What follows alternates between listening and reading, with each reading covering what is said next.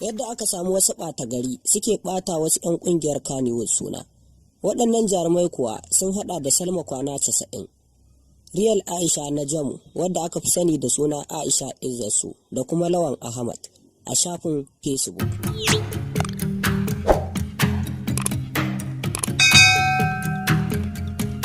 Jama'a salamu alaikum, barkamu da wannan lokaci, sannunmu da jimirin sake saduwa da ku a cikin wani sabon shiri mai suna labaran Kannywood. A cikin hirin namu na yau kuwa za mu muku cikakken bayani ne akan wasu hotuna da suka bayyana a shafukan Facebook da Twitter, inda aka rika raɗe-raɗin cewa fitacciyar jaruma ce wadda ke fitowa a cikin shirin fim ɗin Izzatu wato Aisha Najamu ta yi wannan bidiyo.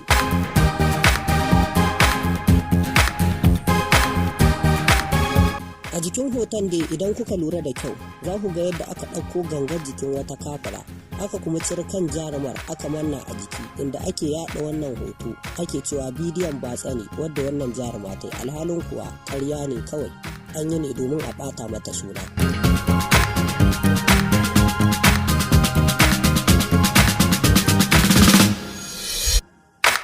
Idan dai kun kasance mabiyan shafin YouTube kuka yi sacin za ku ga yadda aka haɗa jarumar da Lawan Ahmad da ma wasu jarumai, inda aka rika yaɗawa cewa wannan shine abin da ya faru tsakanin Aisha Najamu da Lawan Ahmad.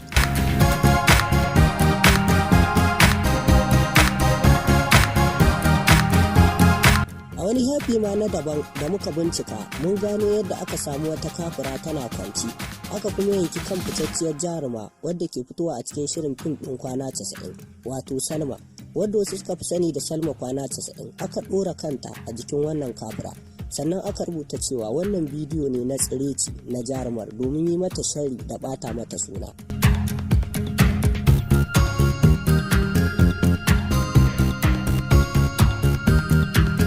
Wannan dai ba shine karo na farko da aka saba ɓata wa jaruman suna ba,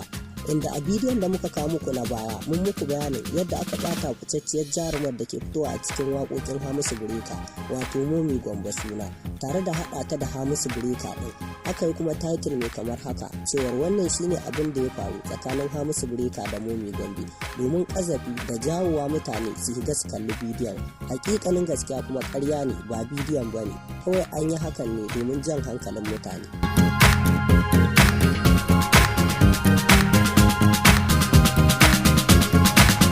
Abinda duniya dai ta shaida, babu wasu jarumai da suka yi bidiyon batsa ko da a baya, face fitacciyar jaruma a cikin masana'antar Kannywood kuma tsohuwa wato Maryam Shiyala. Sai kuma a 2019 da ta gabata, inda aka samu ɓullar bidiyon Maryam Boot, sannan kuma daga baya ne aka samu yadda fitacciyar jarumar da take fitowa ita ma a cikin shirin fim ɗin Kwana 90 wato Safara'u ta ɗauki kanta da kanta tsirara cikin duhu domin nuna wa saurayinta.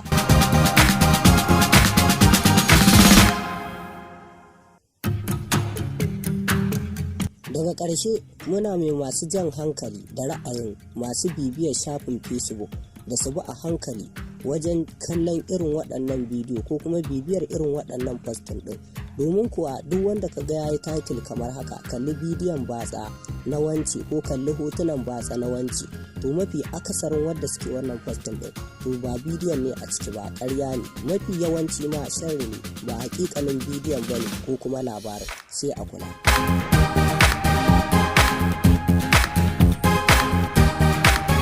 Idan wannan shine farkon shigowarka cikin wannan taya tamu, to ka danna mana subscribe. Bayan ka danna subscribe sai ka danna alamar ƙararrawar sanarwa domin a rika sanar da kai da zarar mun ɗora dukkanin wani sabon bidiyo da ya danganci labarai da ke faruwa a cikin masana'antar Kannywood.